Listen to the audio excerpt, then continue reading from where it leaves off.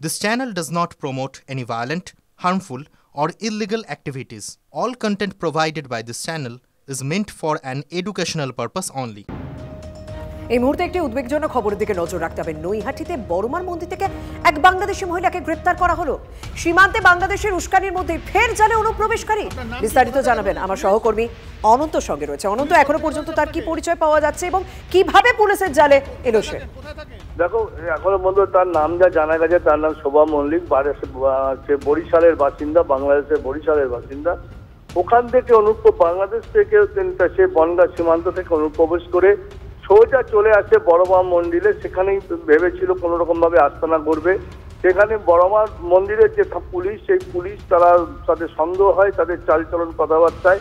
তখন তারা তাকে চেক করে, তখন তাদের কাছে যে নথিপত্র চায়, এখানকার নথিপত্র কিছুই তারা দেখাতে পারেন না। তখন তাদেরকে গ্রেপ্তার করে নৈহাটি থানায় নিয়ে আসে। নৈহাটি থানার পুলিশ তাদেরকে কিছুক্ষণ আগে ব্যারাকপুর আদালতে পাঠিয়েছে এবং তাদের কাছে কোনো আর কিছু তথ্য পাওয়া গেছে কিনা সেগুলো তারা চেক করে দেখছে, আর কিছু তথ্য তাদের কাছে পাওয়া যায় কিনা। তবে এই ঘটনায় যথেষ্ট চাঞ্চল্য নিয়েছে বড়মা মন্দির চত্বর এলাকায় বাংলাদেশি অর্থাৎ অনুপ্রবেশ নৈহাটিতে। সেই নৈহাটিতে কি করে বাংলাদেশ অনুপ্রবেশ ঘটলো, কোথা থেকে এলো, টোটাল পুলিশ তদন্ত করে দেখছে। ধন্যবাদ।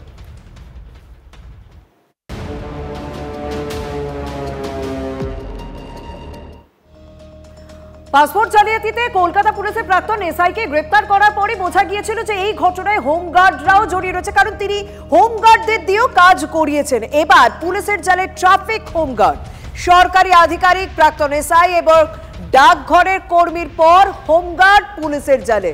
কি জানা যাচ্ছে বিস্তারিত জানাবেন আমার সহকর্মী আশিক রয়েছেন। আশিক, দেখো, তোমাকে জানিয়ে রাখবো যে এই পাসপোর্ট জালিয়াতি কাণ্ডে কিন্তু আমরা এর আগে দেখেছি বহু সরকারি আধিকারিক থেকে শুরু করে বহু জাল ব্যক্তিকে পুলিশ গ্রেফতার করেছে। এবার কিন্তু খোদ পুলিশেরই দপ্তরে কাজ করা ট্রাফিকের হোমগার্ড অর্থাৎ অস্থায়ী যে হোমগার্ড, সেই হোমগার্ড গ্রেফতার হয়েছে এবং তার সঙ্গে আরো দুজনকে গ্রেফতার করেছে চন্দননগর পুলিশ কমিশনারেটের ভদ্রেশ্বর থানার পুলিশ।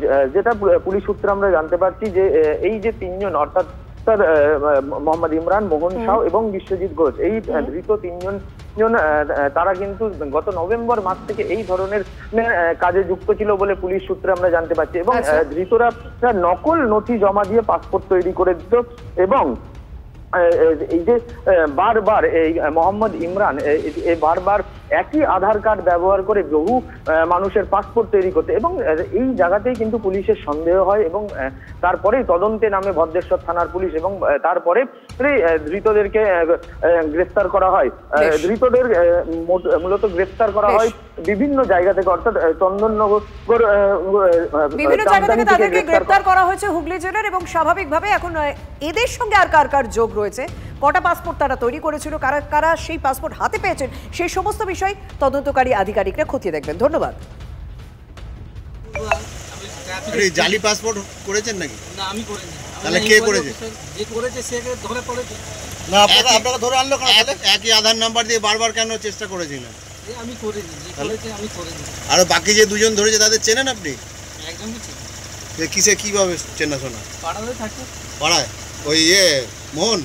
মোহন কি করে? মোহন ধূপের ব্যবসা করে। আর আপনি কি করেন? আমি ট্রাফিকে দিই। হ্যাঁ, ট্রাফিকে। এখানে তো পছন্দ হলো আমাকে। আপনি কি কাউকে পাসপোর্ট করে দিয়েছিলেন? না। তাহলে যে পাসপোর্ট রিসিভ করে সে আমাকে ফাঁসিয়ে দিল। কার করে দিয়েছিলেন? কার করে? যে রিসিভ করে আমাকে ফাঁসালো। কে রিসিভটা কে করেছে? মোহন সাউ। মোহন সাউ। মোহন সাউয়ের পাসপোর্ট হয়েছে? না না, ওনার পাসপোর্ট।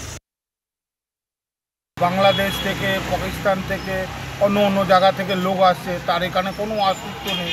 তাদের পাসপোর্ট হয়ে যাচ্ছে, ভোটার কার্ড হয়ে যাচ্ছে, আধার কার্ড হয়ে যাচ্ছে। এটা খুব বড় অপরাধ। এটা দেশের জন্যে খুব ডেঞ্জারাস খতরা। তাই জন্যে আমরা একে কোনোদিন সাপোর্ট করব না। ও আমার ওয়ার্ডের ছেলে হোক বা আমার এলাকার ছেলে হোক বা আমার কাছের ছেলে কেন না হোক।